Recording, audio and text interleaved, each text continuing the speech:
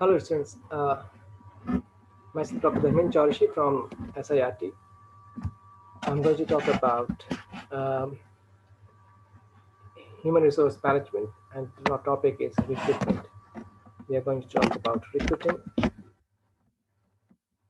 So, the process recruiting is very essential, very important for the organization, in which we are going to make uh, some arrangements for recruiting new employees or new people which are required for the organization. So it's a development of a pool. We are going to make a pool of the qualified people or applicants who are interested to work for a particular organization. So these are the methods which we can use for this process. Most of the time, uh, personally, if we take it's word of mouth where people just communicate to others and they get a particular candidate for a particular job, right? Advertisement is another way by which entries they meet company go for advertising that particular job posting in newspaper or media, some other forms like that. Organization may use some agencies as well for recruitment, could be private or public, in which they can ask for their some main students or freshers for job. Uh, College placement. This is quite popular for college students where you will have campus drives in organization or college where companies do come and visit and they hire students directly from organization or college. And the other one is electronic recruiting. In this way, you will have some advertisement or some information related to some job in electronic media. It could be social media or could be the particular website. So they will publish, they will comment the specification related to the job. So employment application. So before we go for interviews, before we apply, we have to make it sure our application, our CV uh, must have all information which is required for the particular job profile. Likewise, we have to make application that this could be called covering letter. So it must be given complete information about yourself. Likewise, weighted application blanks mean how you're going to provide information numerically or date-wise. So they will have a facts and figures about you. Um, so that will be useful for the employment process. Uh, Employment application, you can have your CV, your resume with you, or nowadays we prefer to have a uh, virtual or video CVs as well. So you can have these things ready if you're looking for job posting or vacancies. Employment test will be conducted when you will have a recruitment for the selection process. You may be asked to portion or you may be asked to attend different rounds of routes for as a qualification or the testing. You can say some barriers you have to cross. So in that way, you have to have like personality, intelligence, and aptitude test. All will have their own category and weightage.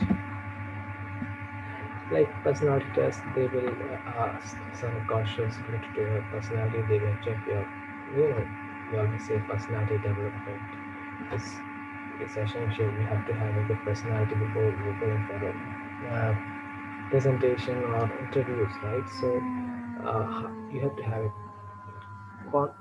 all information about your definitely your particular organization, and you keep yourself ready with your CV, whatever your writing. You have to keep yourself ready with the separate documents related to it as well. Personal interviews is one of the most common way by which we can go for selection. You will be asked some questions in person or face to face. So it's quite common nowadays that during this time when or sometime it is not possible, so people may prefer telephonic or video conference as well. So you will have some uh, interviews and their types as well, like structured employment interviews. So they will have a sequence of some papers or standards questions on the basis that they will ask you some questions. Some is structured, and they may mix something else, and they will ask about a general idea about job, applicant, or something else, so, which are not given in list or standard questions. Or you may have unstructured employment interviews as well, in which the interviewer may have a general idea about he or she wants to learn about the applicant. So he may ask some other any type of question which are not in a given format or situational based. This is most common and preferred way of interview in which interviewer may give you some task or some situation in which you have to speak out, you have to give your comment, how you are going to solve the problem, how what will happen if that particular case is given to you, something like that. You may have some interviews error as well or oops moments. It happens. Yeah, even the interviewer sometime some mistakes happens. It may be possible that some interviewer may reject you too early. First impression error, right? We always say that first and seconds are quite crucial. So you may be rejected in first 10 seconds before you speak out about yourself, before you provide your documents, certificates, and they may reject you by your look, by your style, how you dress, how you enter in a room. So it is quite, not even it's too early to judge, but it happens. Contract errors like they sometimes they are biased, they may have some other contacts, they may uh, choose other people in advance, so they may not take you serious. Sometimes you may have some seniority errors as well. They may get confused by other candidates as well. Or non-related to sometimes interviewer may not have some information about the particular job or they ask you about the issue. It happens. Reliability, the consistency of a particular selection device not the same as accuracy. This is also happening like maybe the testing devices or the question paper is not to the mark. And the volatility. Uh, these are the tools which is which are not up to that mark or they are not working well for a particular case. So you may have some problems in it. And the last one is why we go for mean recruitment and what and what is the use of its why we go for that. Definitely it helps for legal issues as well. Sometimes these things, this practice gives you a background or base if you have some problems in future, so you can use them as evidence, right? Helping the organization defend itself in discrimination cases. They may ask you something. You can go to the court, right? They are not fair.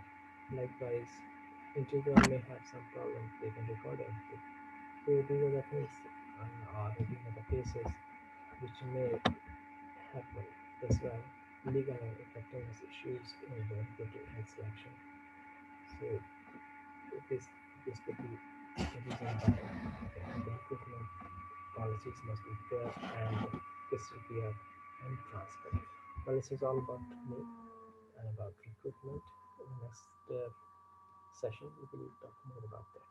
Thank you.